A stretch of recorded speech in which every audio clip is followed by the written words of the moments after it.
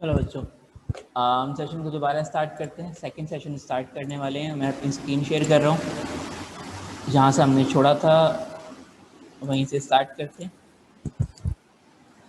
I believe मेरी आवाज़ properly सबको आ रही होगी।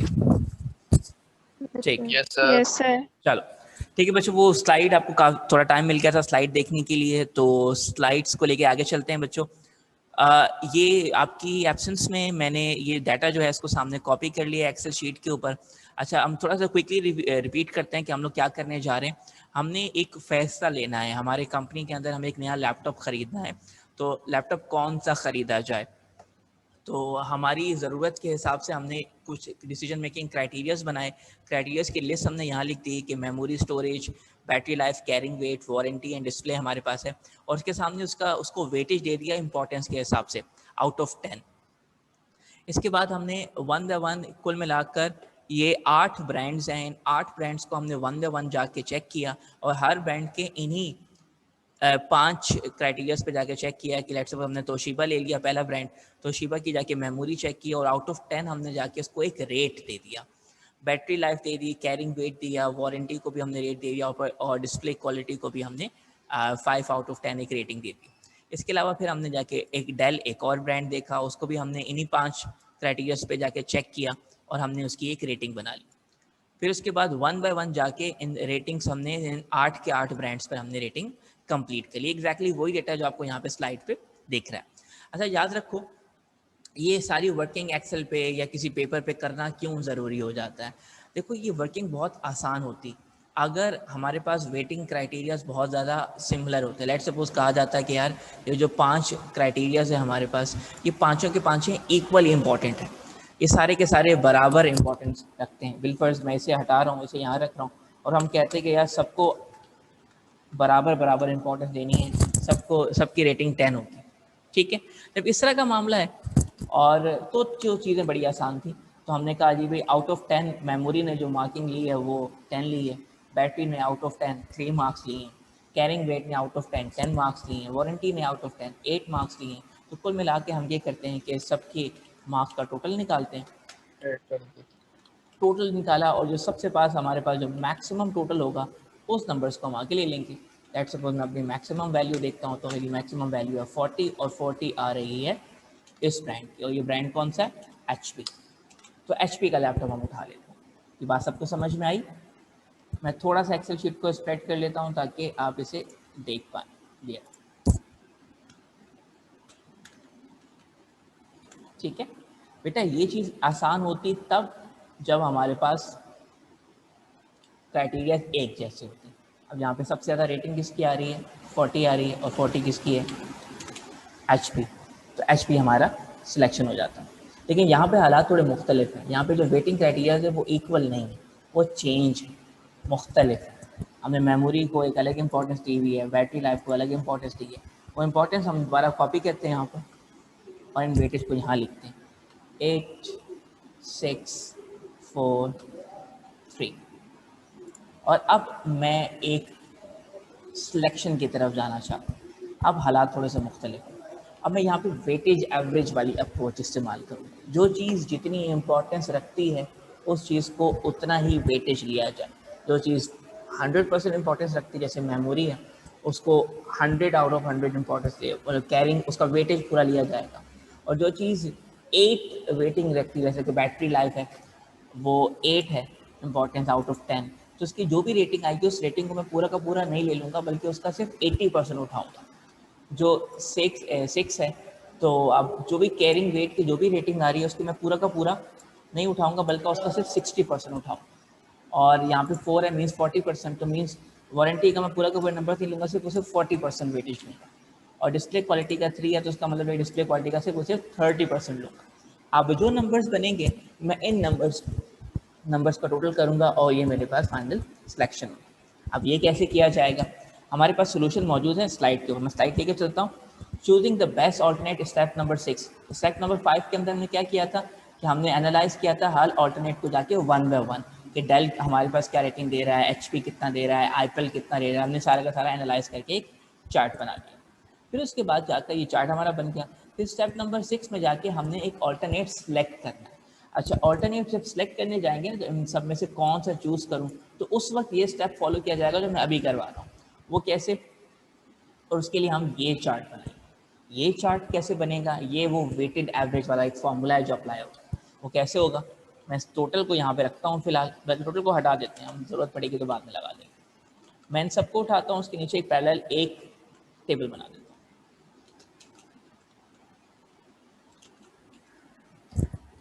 ठीक है, और इसको बंद कर देते हैं, फिलहाल ज़रूरत नहीं है, कुछ जगह बन जाएगी।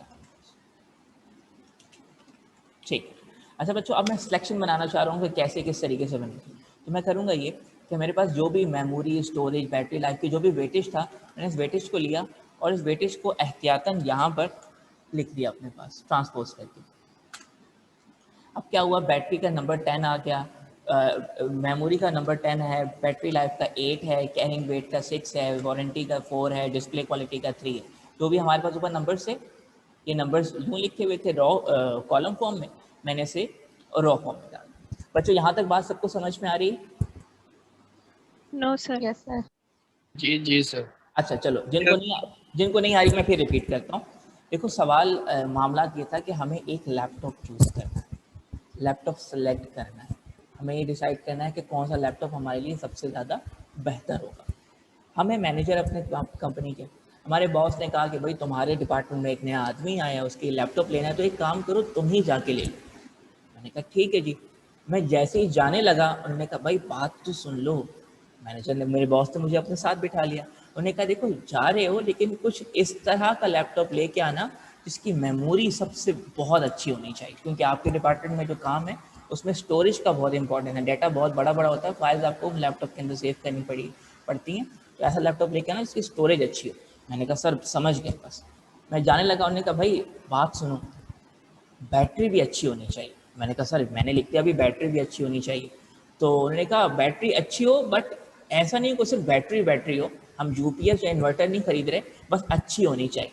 मैंने कहा ठीक है। तो मैंने जहन में समझ लिया कि बैटरी इंपॉर्टेंट है, लेकिन इतनी इंपॉर्टेंट नहीं जितनी मेमोरी और स्टोरेज इंपॉर्टेंट है। तो मैंने मेमोरी स्टोरेज को लिखा, उसको लिख दिया 10 आउट ऑफ 10, और जो बैटरी लाइफ है उसको मैंने लिख दिया 8 आउट ऑफ 10।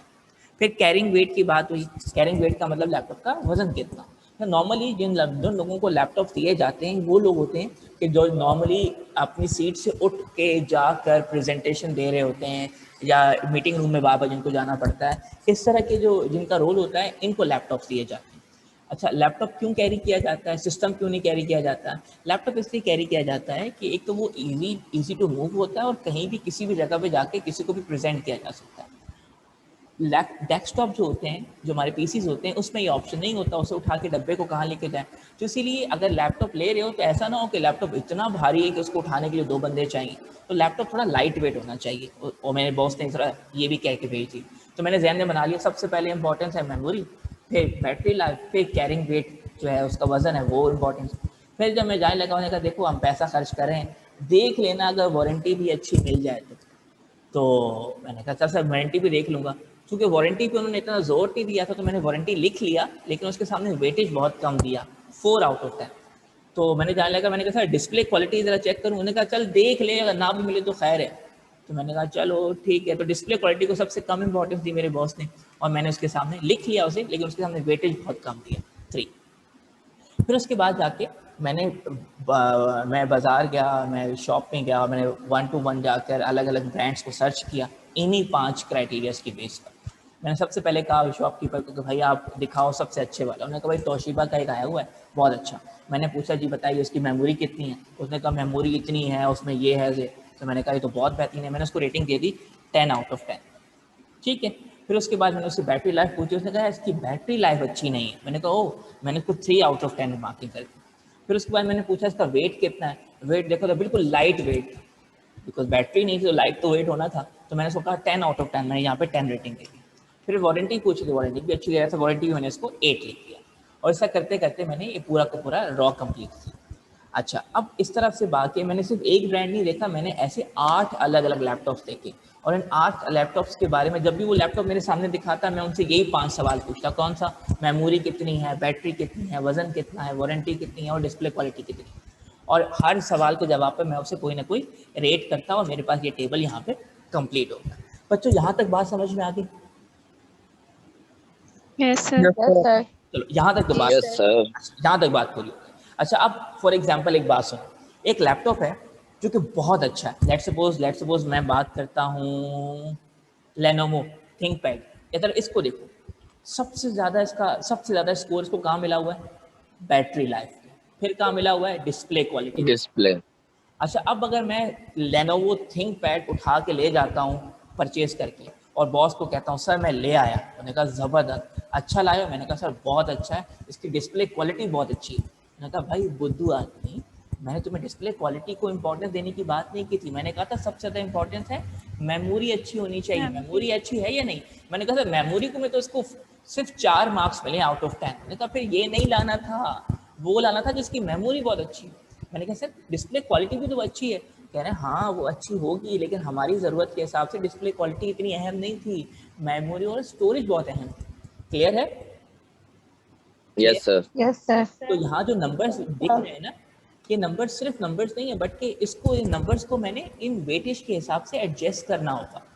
तो यहाँ पे जो 10 है ये एक्चुअली 10 नहीं है, इसको 3 से के साथ मल्टीप्लाई किया जाए और 3 यानी कि इससे वो सिर्फ 30%। क्लियर है? जी सर। Yes, sir. तो हमने हर जो भी स्कोर हुआ है उसको वेटेज जो हमने दिया उस हिसाब से मोल्ड कर दे। ठीक है, अब उसके लिए हम क्या करें? अब एक्सेल में कोई ना कोई खाका तो बनाना पड़ता है। तो मेरे जहन में जो बेस्ट खाका लगा, मैंने क्या किया कि मैंने ये चीज़ें ली और स्लाइड से उठाई और कॉपी कर ली। ठीक है, फिर उसके बाद ये वेटेज क्राइटेरिया था ये भी उठाया, सामने लिखा और सामने इसकी वेट लिख दी। अब मैंने क्या किया, ये देखिए यहाँ पर हेडिंग आ रही है मेमोरी, स्टोरेज, बैटरी वगैरह की, इसके सामने मैंने उसका वेट लिख दिया। और वेट कहाँ से आ रहा है? ये ऊपर से आ रहा है। ये 10 था, मैंने 10 यहाँ लिख दिया। फिर ये बैटरी लाइफ 8 थी, मैंने इस बैटरी लाइफ के ऊपर 8 लिख दिया। फिर यहाँ पे कैरिंग वेट जो था वो 6 था, मैंने कैरिंग के ऊपर 6 लिख दिया। फिर वारंटी 4 थी, मैंने वारंटी के सामने 4 लिख दिया। क्लियर है बच्चों? Yes sir. Yes, sir. अब बच्चों अब आसान, अब मुझे करना क्या है? अब मुझे यहाँ पे सिर्फ नंबर्स लाने के लिए मैं क्या करूँगा? मैं ये करूँगा कि अगर ये तोशिबा को मेमोरी स्टोरेज पे मल्टीप्लाई करवा दूंगा इस 10 के साथ। ठीक है, 100 मीन्स अगर मैं बात करूं आउट ऑफ 100 तो मेरे 100% स्कोर कर दिया इसने। फिर उसके बाद मैं बैटरी स्टोरेज की बात करूं तो उसने 3 स्कोर किया, 3 मतलब 30। मल्टीप्लाई करूंगा 8 से तो पता चलेगा ये एक्चुअली 30 नहीं है, ये 24 है। ये 24 क्यों है? क्योंकि जो भी बैटरी था उस बैटरी का सिर्फ 80% हमने उठाना था, बिकॉज उसका वेटेज सिर्फ और सिर्फ 80% है। क्लियर बच्चों? इसी तरीके से कैरिंग वेट उठाना है, हमने क्या करना है? कैरिंग वेट को ये इसको मल्टीप्लाई करवा देना है 6 के साथ। क्लियर है? Yes sir. हर ब्रांड के जो भी रेटिंग आई है उसको मल्टीप्लाई करना है वेटेज के साथ। ठीक है, और यहाँ पे मैं मैनुअल कर रहा हूँ, बार और मल्टीप्लाई बाय 8 करके। क्लियर है बच्चों? यहाँ तक ओके? Yes, sir. अब देखो ये वही नंबर्स बनते चले जा रहे हैं, साइड पे आपको स्लाइड पे दिख रहे हैं, ऐसा ही जी। है? अच्छा, अब जी सर। ऐसा ही। फिर दोबारा गए, मैं यहाँ पर अब मैं ये देखो यहाँ पे मैं किस किस किस लैपटॉप के लिए काम कर रहा हूँ? डेल के लिए। अब देखो डेल के लिए ना ये पूरा रो, अब मैं डेल के नंबर दूंगा। डेल का नंबर कहाँ है? ये मल्टीप्लाई करवाऊंगा कहाँ से? ये हमारे पास वेटेज। क्लियर? 80 आ गया। और इसी तरीके से मैं ये पूरा का पूरा कॉलम कंप्लीट कर दूंगा। जिनको एक्सेल आता है उनके लिए चीज़ें थोड़ी सी आसान जी होंगी, सर, डायरेक्ट कर दें। तो उनके लिए चीज़ें थोड़ी सी आसान होंगी। ठीक, कि हमारे पास टेबल कंप्लीट हो गया। शायद मैंने पहले बताते हुए जल्दी ऑप्शन अप्लाई कर दिया था तो इसलिए थोड़ा कंफ्यूज हो गया। तो ये इस तरह से सॉल्व हो रहा है। ठीक है, और इसकी समझने के लिए इसकी हेडिंग को मैं नीचे पेस्ट कर देता हूँ ताकि आप लोग परेशान ना हो। ठीक है, आप देखें एग्जैक्टली वही कॉलम बन गया, वही टेबल बन गया जो टेबल हमें वहाँ पर दिख रहा है 7 वाला। इसको सेंट्रलाइज कर देते हैं। ठीक है, अब क्या करना है? अब मुझे इसका टोटल लेना है।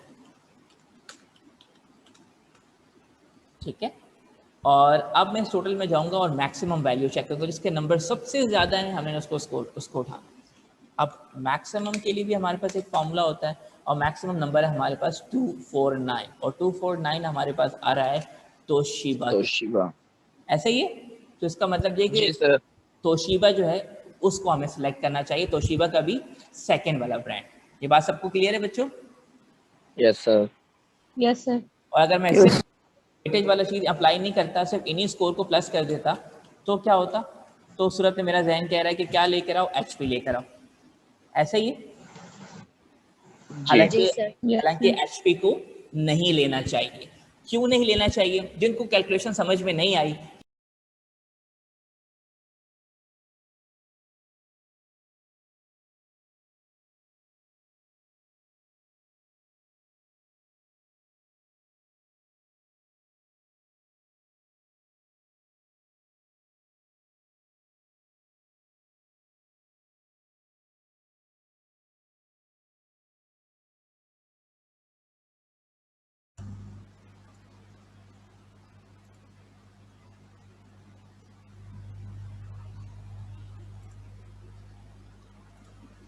चलो बच्चों, क्या मैं ऑडिबल हूँ सबके लिए? क्या सब मुझे सुन पा रहे हैं? Yes sir. चलो, जी sir. Thank you so much for your patience. बच्चों, अगर आपको याद हो, क्लास में हमने एक दफ़ा डिस्कस किया था कि हमें वो स्किल्स अपने पास रखनी चाहिए जो इस वक्त इंडस्ट्री में चल रही हैं, और जो स्किल्स हमारे पास जो इस वक्त इंडस्ट्री में जिनकी डिमांड नहीं है, उनको अपने पास रखने की ज़रूरत नहीं है। Excel is one of those skills जो कि बहुत ही कॉमन समझी जा रही है फ़िलहाल मार्केट में, और कॉर्पोरेट सेक्टर में काफ़ी डिमांड है इसकी। तो आप लोग थोड़ा सा हैंडी कर लें खुद को एक्सेल के अंदर। अगर स्टूडेंट लाइफ के अंदर खुद को कर लेंगे तो आपकी ग्रोथ थोड़ी जल्दी हो जाएगी और तेज़ी से होगी इंशाल्लाह। जैसे आप लोग इंशाल्लाह जब डिग्री कंप्लीट करके निकलेंगे तो आप लोगों का वर्ड अच्छा हो जाएगा, आपका पावर पॉइंट इंशाल्लाह अच्छा हो चुका होगा, क्योंकि ये आप इस्तेमाल करते हो असाइनमेंट या प्रेजेंटेशंस बनाने के लिए। लेकिन एक्सेल का इस्तेमाल उस तरह से नहीं रखता। कोशिश करें कुछ शॉर्ट कोर्सेज वगैरह हैं वो कर लें, ताकि आप चीज़ें थोड़ी सी बेहतर तौर पे समझ पाएँ और उसकी एप्लीकेशन भी अभी से करना शुरू कर दें। अच्छा बच्चों, हमारे जो बात रुकी थी वो बात कुछ यहाँ रुकी थी कि वेटेज होने और वेटेज ना होने से क्या फ़र्क हो रहा है। देखो, वेटेड क्राइटेरिया हमने लगाया तो हमें अंदाज़ा हो रहा है कि ये जो तोशिबा है, इसको मैं हाईलाइट कर देता हूँ, इसे हमें सेलेक्ट करना चाहिए। जबकि अगर मैं यहाँ देखता हूँ तो यहाँ पर HP है जो जिसको सेलेक्ट करना चाहिए। तो सही डिसीजन क्या है, HP को लेना चाहिए या तोशिबा को? तोशिबा को। तोशिबा। अच्छा, लेकिन बच्चों हमने तो सुना था कि जिसकी रेटिंग सबसे ज्यादा होगी, तो HP की रेटिंग भी तो सबसे ज्यादा ही है। और सर वेटेज हमने डिफरेंट दी है ना सर, वो तब जब सब इक्वल होते हैं। शाबाश, वो सब जब सब इक्वल रहेंगे। शाबाश। अच्छा, अब अगर किसी को ये बात समझ में नहीं आ रही इक्वल वाली, तो देखें जरा क्या बात। हम थोड़ी देर के लिए कुछ लोग होंगे जिनको लगता होगा नहीं यार सर HP ही लेना चाहिए, तो जरा HP की रेटिंग चेक कर लेते हैं कि HP की रेटिंग 1/1 है क्या। याद रखो, जब आप एज अ मैनेजर कहीं काम कर रहे होगे ना, तो कोई भी चीज़ सिर्फ फॉर्मूला की बेस पर या जो नंबर्स आ रहे हैं उसकी बेस पर आप डिसाइड नहीं कर लेते। आप चंद मिनट लगाकर उन चीज़ों को मैनुअली भी एनालाइज करोगे, लॉजिकली भी उन चीज़ों को देखोगे, क्योंकि आपके डिसीजन के ऊपर कंपनी की ग्रोथ डिपेंड करती है। तो आप उस चीज़ को डबल चेक ज़रूर करोगे। फॉर्मूला ने ये आंसर दिया, ठीक है, टेक्निक ये बता रही है, ठीक है, क्या लॉजिकली वो सेंस बना रही है या नहीं बना रही, कहीं आपने गलत टेक्निक तो नहीं लगा दी, कहीं गलत फॉर्मूला तो अप्लाई नहीं कर दिया। तो उसको आप एक दफ़ा मैनुअली भी चेक करते हो। अब यहाँ पे जो पहला टेबल है जो कि गलत बता रहा है HP वाला, क्योंकि इस केस में क्राइटेरिया डिफरेंट है, क्राइटेरिया वेटेज ठीक नहीं है, सेम नहीं है, इसलिए। तो अब अगर ये यहाँ पे देखा जाए तो मेमोरी में ये 8 कर रहा है। तो जो टेक्निकली देखा जाए तो सबसे इंपॉर्टेंट चीज़ है दैट इज़ मेमोरी। उसमें एक चीज़ एक प्रोडक्ट है जो 8 स्कोर कर रही है, तो वो इतना रिलायबल या इतना बेस्ट फिट नहीं हो सकती, जबकि उसके मुकाबले में दो दूसरी प्रोडक्ट्स, तोशिबा का एक लैपटॉप और तोशिबा का दूसरा लैपटॉप, जो दोनों के दोनों रेटिंग में ज़्यादा हैं इससे। तो अगर लेना ही था तो फिर तोशिबा लेना चाहिए, बिकॉज मेमोरी बहुत इंपॉर्टेंस रखती है। अच्छा, तो ये HP का स्कोर ज़्यादा क्यों आ रहा है? HP का स्कोर ज़्यादा इसलिए आ रहा है कि HP ने वारंटी के अंदर और डिस्प्ले क्वालिटी के अंदर ज़्यादा अच्छा स्कोर किया। हाँ, इसने अच्छा स्कोर किया है, बिल्कुल हम मानते हैं, लेकिन उन पैरामीटर्स पर अच्छा स्कोर किया है, उन क्राइटेरियाज पर अच्छा स्कोर किया है जो कि हमारे डिसीजन मेकिंग में ज़्यादा अहमियत नहीं रखते। तो हमने उन चीज़ों को लेना है जो हमारे क्राइटेरियाज के हिसाब से ज़्यादा अहमियत रखते हैं। बिलफर्ज अगर मैं घर के लिए सिस्टम लेके जाता और मैं नेचर के एतबार से अगर गेमर हूँ और मुझे गेमिंग देखनी है, तो उस सूरत में मैं डिस्प्ले क्वालिटी को सबसे ऊपर रखता। ठीक है, तो उस सूरत में मामला डिफरेंट उस सूरत में हो सकता है मैं HP ही सिलेक्ट करता। क्लियर है? तो सिचुएशन टू सिचुएशन चीजें चेंज होती हैं और उसी हिसाब से मैनेजर का डिसीजन भी तब्दील होता रहता है। क्लियर है बच्चों, बात समझ में आ रही? Yes sir. ठीक है जी। अच्छा जी, अब ये हो गया हमारे पास। अब नंबर ये हमने टेबल कैसे बनाई, ये टेबल सीख लिया, या हमने नेक्स्ट स्लाइड के अंदर या हमने एक्सेल शीट के अंदर बना के देख लिया। अब आखिर में चलते हैं इवैल्यूएट डिसीजन इफेक्टिवनेस। एक दफा आपने डिसीजन ले लिया कि हमने क्या लेना है, तोशिबा। अब तोशिबा लेने के बाद, आप खरीदने के बाद आपका काम खत्म नहीं हो जाता, बल्कि आप उसको टेस्ट करोगे। क्या जो मैंने फैसला लिया है, हमारा फैसला क्यों लिया गया था? एक नया एम्प्लॉय आया है, नया एम्प्लॉय आया तो उसको लैपटॉप चाहिए। लैपटॉप अब सही है, अब बेहतर हो गया। अच्छा बच्चों, हमने ये लैपटॉप इसलिए लिया था कि जो नया एम्प्लॉय आया है हमारे डिपार्टमेंट में, उसको ये लैपटॉप दिया जाए और वो हमारे साथ जैसे हम काम करते हैं वो भी तेज तेज काम करना शुरू कर दे। अब जब लैपटॉप ले आए तो लैपटॉप लाने के बाद काम खत्म नहीं होगा। स्टेप नंबर 8 ये बताता है कि इवैल्यूएट करोगे डिसीजन को, कि डिसीजन इफेक्टिव था या डिसीजन इफेक्टिव नहीं था। जो सोच कर हमने तोशिबा का लैपटॉप उठाया है, क्या वो सही है? क्या वो मेमोरी उतनी दे भी रहा है या नहीं दे रही? क्या उसकी बैटरी लाइफ इतनी है भी या नहीं, या सिर्फ लिखा हुआ था डब्बे के ऊपर? तो उसको इवैल्यूएट करेंगे और इन केस कोई खराबी दिखती है तो हम दोबारा स्टेप नंबर 1 पे जाएंगे और वहां से दोबारा 7 स्टेप्स रिपीट करते हुए आएंगे। क्लियर है बच्चों? अच्छा, अब ये आपको अच्छे तरीके से समझ में आ गया होगा कि ये किस तरह से डिसीजंस लिए जाते हैं। ये वो सारी बातें हैं जो ऑन पेपर जो एक्सपर्ट्स हैं इन्होंने हमारी आसानी के लिए लिख दी हैं, ताकि हमें ये चीजें जल्दी से समझ में आए। ये उनके एक्सपीरियंसेस हैं जो वो हमसे शेयर करते हैं। अच्छा जी, आगे चलते हैं। अब बात करते हैं decision making, decision in the management function, planning, organising, leading and controlling. हमने चैप्टर नंबर 1 के अंदर पढ़ा था कि डिसीजन मेकिंग कैसे इन चारों रोल्स में किस किस तरह से परफॉर्म करता है। ये स्लाइड मैं सेल्फ स्टडी के लिए आपको दे रहा हूँ। स्लाइड ये आपने खुद पढ़नी है, डिसीजन इन मैनेजमेंट फंक्शंस। अब उसके बाद आगे चलते हैं। अब डिसीजन मेकिंग प्रोसेस हो गया कंप्लीट हमारा। अब हम थोड़ा आगे चलते हैं कि डिसीजन मेकिंग में रेशनैलिटी क्या चीज़ होती है। एक रेशनैलिटी एक टर्मिनोलॉजी है। रेशनैलिटी का उर्दू मतलब ये होता है कि अक्लमंदाना तरीके से जो बात की जाए उसको हम रैशनल कहते हैं। रैशनैलिटी का एलिमेंट तब किसी चीज़ में पाया जाता है जब उसके अंदर दानिशमंदी का एलिमेंट मौजूद हो। तो managers make consistent value maximising choices with specified constraints. ये इंतहाई इंपॉर्टेंट वर्ड है, कंस्ट्रेन। मैनेजर्स कंस्टेंटली डिसीजंस लेता है जिससे वैल्यू को मैक्सिमाइज किया जाए और चॉइसेस में से वो चॉइसेस ली जाएं जो कि विद इन स्पेसिफिक कंस्ट्रेंट्स हो। कंस्ट्रेंट्स का मतलब होता है रुकावटें, लिमिटेशंस, पाबंदियां। तो याद रखो, हम एक ऐसे वर्ल्ड में रहते हैं जहाँ पे हर चीज एक स्केर्सिटी के साथ मौजूद है। कंपनी के पास खुला पैसा कभी नहीं हुआ कंपनी के पास। याद रखो, अगर कोई कंपनी को बिजनेस बहुत बड़े वॉल्यूम पे ट्रेड कर रहा है और दूसरी कंपनी बड़े वॉल्यूम पे ट्रेड नहीं कर रही, तो उसकी वजह सिर्फ ये है कि जो छोटे वॉल्यूम पे ट्रेड करी है उसके पास इतना कैपिटल नहीं है। अगर कैपिटल है तो उतनी रिसोर्सेज नहीं है, इतने एम्प्लॉयज नहीं। अगर एम्प्लॉयज हैं तो एम्प्लॉयज टैलेंटेड नहीं है।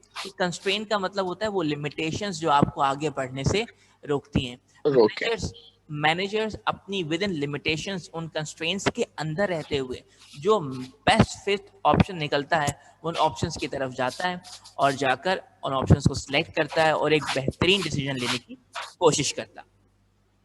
ये रैशनैलिटी की एग्जांपल है। तो रैशनल का, किसी भी डिसीजन को रैशनल तभी समझा जाएगा जब वो हर लिहाज से बेहतर हो, हर लिहाज से बेहतरीन हो, आपके बताए हुए क्राइटेरियाज के अंदर रहते हुए। अब आगे चलते हैं रैशनल डिसीजन मेकिंग के अंदर। आप प्लीज म्यूट कर लीजिएगा खुद को, ठीक है। The problem is clear and, अच्छा याद रखें, रैशनल डिसीजन मेकिंग कब पॉसिबल होती है? नंबर 1, जब प्रॉब्लम बिल्कुल क्लियर हो और प्रॉब्लम में कोई एम्बिग्विटी ना हो, मतलब उसमें कोई धुंधलापन ना हो, कोई चीज अनक्लियर ना हो। नंबर 1, डिसीजन रैशनल तभी होगा या रैशनल डिसीजन मेकिंग तभी पॉसिबल होगी जब पहली बात आपकी प्रॉब्लम बिल्कुल क्रिस्टल क्लियर आपके सामने मौजूद हो। Number 2, a single well defined goal is to be achieved, एक गोल हो और वो भी बहुत ही वेल डिफाइंड हो कि आपको करना क्या है। पहली बात मसला क्या है वो भी सही तरीके से पता हो आपको, दूसरी बात आपका गोल क्या है, आप करना क्या चाह रहे हो वो भी बिल्कुल क्लियरली पता हो। नंबर 3 है all alternatives and consequences are known, सारे के सारे ऑल्टरनेट जितने भी बेस्ट ऑप्शंस हैं वो सारे के सारे ऑप्शंस और उनके कॉन्सिक्वेंसेज ये सारे के सारे आपको पता हो, तभी आप एक रैशनल डिसीजन ले सकते हो। कई बार ऐसा होता है कि हम लोग हम लोग सेल फोन चेंज करते हैं तो हम कुछ अरसा सर्च करते हैं, रिसर्च करते हैं और उसके बाद हमें जो एक सेट अच्छा लगता है हम वो मोबाइल फ़ोन लेकर आ जाते हैं। बाद में पता चलता है हमारा दोस्त बताता है अबे ये नहीं लेना था, इससे बेहतर ऑप्शन था, ये देखो एक ये वाला सेट भी है। जब हम देखते हैं स्पेसिफिकेशन चेक करते हैं हमें कहते हैं हाँ यार ये तो ज़्यादा बेहतर है मेरे डिसीजन से, लेकिन हमने वो डिसीजन क्यों नहीं लिया? क्योंकि उस वक्त हमें वो इंफॉर्मेशन ऑल्टरनेट, नहीं। यस, और वो ऑल्टरनेट या इन्फॉर्मेशन हमारे पास थी नहीं, वो ऑल्टरनेट ही जी। मालूम नहीं था। तो रैशनल डिसीजन से तभी हो सकता है, अक्लमंदाना या दानिशमंदाना फैसला तभी हो सकता है जब सारे के सारे ऑल्टरनेट या उसके कॉन्सिक्वेंसेज पता हो। पता हो। फिर उसके बाद प्रेफरेंसेस आप क्लियर, प्रेफरेंसेस मतलब प्रायोरिटी आपको क्लियर है कि कौन सी चीज़ कितनी ज़्यादा अहम है आपके लिए, वो भी बिल्कुल क्लियर हो आपको। फिर उसके बाद preferences are constant and stable, वो प्रेफरेंसेस आपके कांस्टेंट हो, चेंज ना हो। तो ऐसा ना हो कि आज आप सोच रहे हो कि जी। मेमोरी अच्छी होनी चाहिए, कल को दिल चाहे नहीं मेमोरी नहीं यार, विद मेमोरी टाइम। अच्छी होनी चाहिए। तो प्रेफरेंसेस जो है वो चेंज नहीं होनी चाहिए, अगर वो कांस्टेंट होंगी तो ही रैशनल डिसीजन लिया जा सकता है। फिर नो टाइम और कॉस्ट कंस्ट्रेंट्स, टाइम और कॉस्ट की कोई कंस्ट्रेंट मौजूद ना हो। तीसरी बात है फाइनल चॉइस विल मैक्सिमाइज पे ऑफ, और जो फाइनल चॉइस जो भी आप लेंगे उससे आपका जो भी पे ऑफ हो रहा है या फिर जो भी आउटकम मिल रहा है वो मैक्सिमाइज आपको मिल रहा है, तभी उसी सूरत में आपका डिसीजन एक रैशनल डिसीजन कहलाएगा। बच्चों हमारा सेशन खत्म होने में 1 मिनट बाकी है, हम इस सेशन को कंप्लीट करते हैं। नेक्स्ट सेशन के लिए बच्चों मैं आपके सिर्फ 5 मिनट लूंगा। सेशन के लिए आइए, नेक्स्ट क्लास के लिए हमें असाइनमेंट है वो डिस्कस करना है और क्विज है उसकी कोई तरतीब बनानी है। तो नेक्स्ट सेशन ओके में सर। मुलाकात होती है। मैं इस सेशन को यहाँ ख़त्म कर रहा हूँ, उसको वीडियो फाइल में कन्वर्ट करने पर लगाता हूँ, तकरीबन 5 मिनट लगेंगे और उसके बाद दोबारा ज्वाइनिंग कीजिएगा। मैंने अभी तक आपकी ओके सर। अटेंडेंस नहीं ली, जो लास्ट सेशन है उसमें अटेंडेंस लूंगा अभी मैं, तो फ़ौरन से ज्वाइन कीजिए। मैं इस सेशन को यहाँ ख़त्म कर रहा हूँ। Okay sir.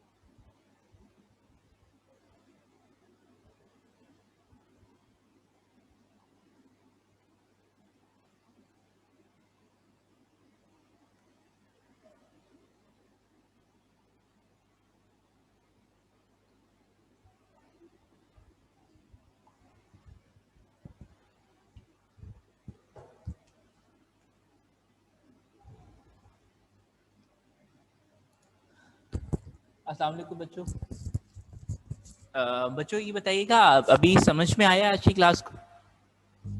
Yes sir, clear समझ आ रहा है यस सर। सर। चले, तो इंशाल्लाह इसी तरह से मैनेजमेंट के कोर्सेज को मज़ीद आगे बढ़ाते हैं और आप लोगों की प्रेजेंटेशन और असाइनमेंट्स हैं कुछ ड्यू, उनको भी डिस्कस करते हैं। थोड़ा सा और रुक जाते हैं, मज़ीद आने वाले हैं सब।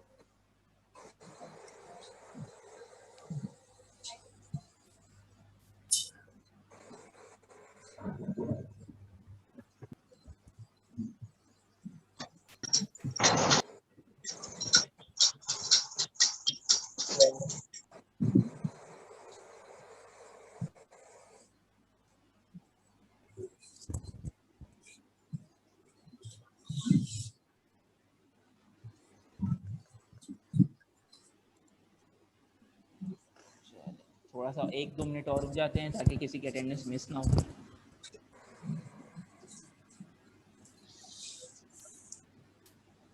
ट्वेंटी 22 पार्टिसिपेंट्स ही रहे थे हमारे पास, 23 हो गए। ठीक है,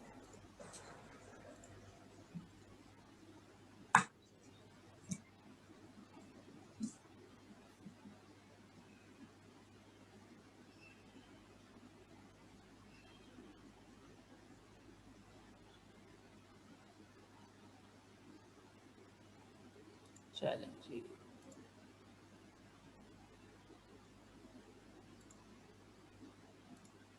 ठीक है, आई बिलीव इतने ही हैं। 23 पार्टिसिपेंट्स हैं और मैं स्नैपशॉट्स लेना शुरू करूँ।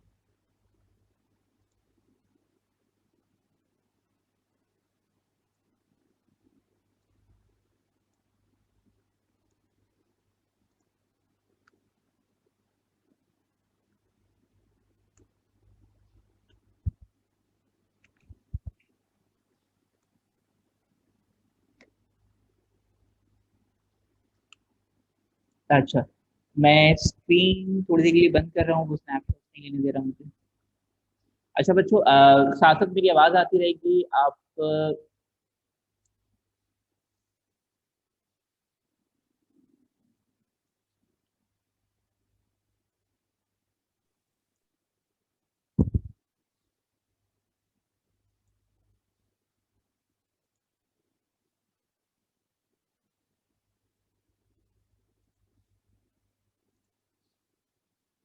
CR आप पार्टिसिपेंट देख पा रहे हैं?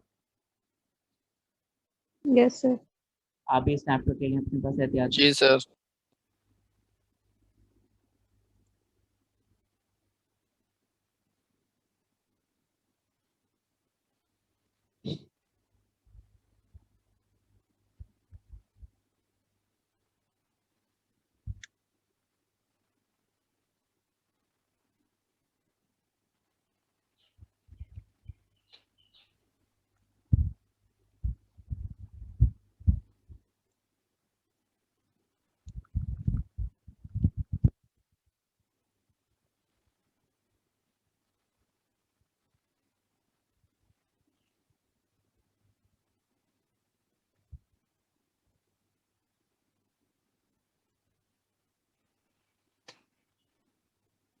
ले लिए बच्चों आप लोगों ने? Yes sir. दो शायद स्नैपशॉट लेने पड़ेंगे आपको।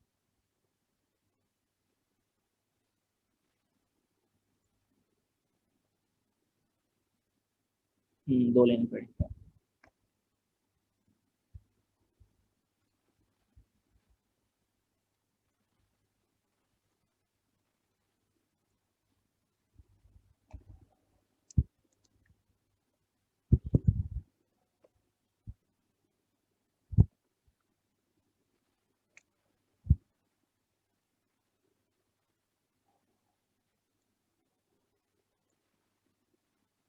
ठीक है। अच्छा बच्चों, अब ऐसा है कि आप अगली क्लास में हमारी मुलाकात होगी। मुझे 2 ग्रुप्स चाहिए होंगे, एक ग्रुप बहनों में से और एक ग्रुप बॉयज़ में से। आप लोग ग्रुप में डिस्कस कर लीजिएगा और एक नाम, मुझे 5 बच्चे चाहिए होंगे बहनों में से और 5 बच्चे चाहिए होंगे बॉयज़ में से। 5-5 का ग्रुप बनेगा। 2 ग्रुप्स की प्रेजेंटेशन है नेक्स्ट। म्यूट कर दीजिएगा। नेक्स्ट क्लास के अंदर 2 लोगों की 2 ग्रुप्स की प्रेजेंटेशन होगी। आप लोगों ने जैसे क्लास के अंदर आप लोग स्लाइड्स बनाया करते थे वैसी स्लाइड बनाएंगे और ग्रुप्स के मेंबर्स के नाम आप मुझे फाइनल कर देंगे। आपके पास तकरीबन 1 दिन है और तो आप मुझे ओके सर, इंशाल्लाह। फ्राइडे तक बता दें। टॉपिक बता देता हूँ, टॉपिक क्या है आप लोगों का। टॉपिक जो है वो जो गर्ल्स हैं उनका टॉपिक है डिसीजन मेकिंग क्राइटेरिया, पूरा प्रोसेस, बल्कि नहीं दोनों का डिसीजन मेकिंग क्राइटेरिया प्रोसेस है, मतलब पूरा प्रोसेस स्टेज स्टेप 8 तक, यहाँ तक स्टेप 8 तक। एग्जाम्पल्स आपने खुद से सोचनी है, इंटरनेट से सर्च कीजिएगा, लेकिन शॉर्ट और क्रिस्पी रखिएगा एग्जाम्पल अपनी प्रेजेंटेशन को, जितनी शॉर्ट रखिएगा ताकि हम लोग जल्दी से क्लास भी ले सकें और प्रेजेंटेशन भी करें। अच्छा ओके सर। वो लोग ओके सर। पार्टिसिपेट मेरा नाम नहीं है। दोबारा अच्छा, सर प्रेजेंटेशन जो है वो इसका पीडीएफ बनाई करनी पड़ेगी, जो पावर पॉइंट बनाते हैं अपन। पावर जैसे आप पावर पॉइंट में बनाते हैं वैसे बनाएंगे। सर जो पहले देख चुके हैं प्रेजेंटेशन वो भी यार देंगे मौलाना माइक बंद कर यार रिजवान। ठीक है, मैं दोबारा रिपीट करता हूँ, मैं रिपीट कर देता हूँ। आपकी जैसे प्रेजेंटेशन पावर पॉइंट पे बनती थी, आप वैसे ही पावर पॉइंट पे बनाएंगे। आप चलाएंगे अपने पास से, स्क्रीन शेयर कर देंगे। जैसे मैं स्क्रीन शेयर कर रहा हूँ, सबको दिख रही है, इस तरीके से आप अपनी स्क्रीन शेयर करेंगे और सब दिखेंगे। और जैसे मैं बात कर रहा हूँ, उनमें से आप में से कोई एक बंदा बात करेगा, अच्छा वो लोग पार्टिसिपेट करेंगे जिन्होंने क्लास में प्रेजेंटेशन नहीं दी थी। ठीक है, आप लोगों की मार्क्स हैं इसके ऊपर। जिन्होंने पार्टिसिपेट कर लिया है वो अपने नाम ना दें। अरे ग्रुप में बनानी होगी फिर इंडिविजुअल सब करेंगे अलग अलग प्रेजेंटेशन? बेटा ग्रुप में जैसे क्लास में होती थी वैसे ही। सर जी बहन। सर हम पार्टिसिपेट कर चुके हैं तो वापसी नहीं कर सकते? नहीं नहीं, अभी नहीं, अभी नहीं। एक दफा सबको करने दें, फिर अगर टाइम बचता है तो फिर बिल आ जाएगा दोबारा। जी बहन कुछ कह रही है। Okay sir. सर मेरा नाम नहीं है अटेंडेंस में। आपका नाम अटेंडेंस में नहीं है, आपका नाम है क्या बहन? राबिया। तो आप ये देखते हैं एक दफा। राबिया तनवीर। सर मेरा नाम भी देख ले, मोहम्मद रिजवान। अच्छा रुक जाए, मैं स्नैपशॉट दोबारा ले लेता हूँ, बस 1 मिनट देते हैं, फिर हम क्लास खत्म करते हैं। अच्छा भाई आप कोई लीव ना करे फिलहाल, मैं स्नैपशॉट दे रहा हूँ, ये फाइनल होंगी।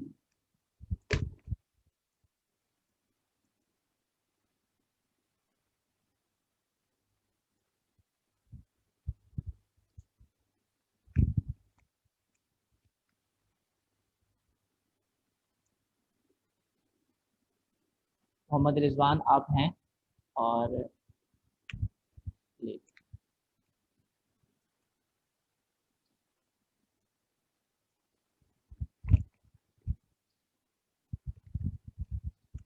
ठीक है जी, आपकी अटेंडेंस ले गई। इंशाल्लाह आपसे दोबारा मुलाकात होती है अगली क्लास में इंशाल्लाह सर। अल्लाह। इंशाल्लाह। सर अटेंडेंस लग गई हम लोग की? अटेंडेंस लग गई, अटेंडेंस लग गई सर हम लोग की? अटेंडेंस लग गई है, अटेंडेंस